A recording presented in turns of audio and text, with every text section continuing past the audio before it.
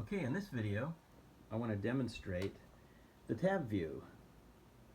It's a widget that creates multiple screens and allows you to tab between the screens. By default, when you run it, it comes up with the three buttons. This is the demo that comes right off of the lvgl library when you go there on the web. I had to take the C code and I converted it to the MicroPython calls.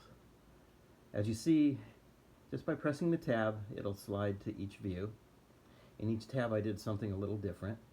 In tab number 1, it's just a bunch of text that scrolls off the screen. That's one of the advantages of the tab view, is that it does allow the text to scroll if the text exceeds the screen size. Tab number 2, I have a button. What I did with this button is I set this one up so that when you depress the button, it hides the tabs. Now the interesting thing about this is that the screen slide still works fine and the tabs are gone, which gives you a little bit more screen area for your display.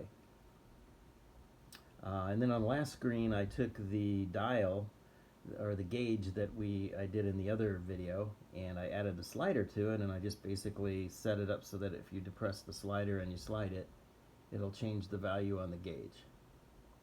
Very simple things, but more importantly what I was trying to demonstrate was this whole concept of the tab. You see it works with your finger as well. Come on. There we go.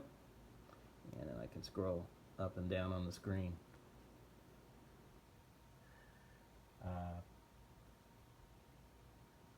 In addition to this, I was playing with a few other system level calls, such as threading in MicroPython, which is I had to translate it from the Python examples into the MicroPython and use a little trial and error because some of the command options aren't exactly the same.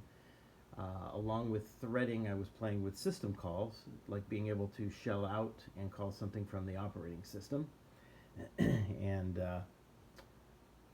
run commands that way, which means you can hook buttons up that can run Unix commands on the main processor itself. So that's it for now. I'm going to go ahead and save this and post it. And in the future, I'll post all of the code examples. I'll post them up to GitHub and put a link on how to get to them.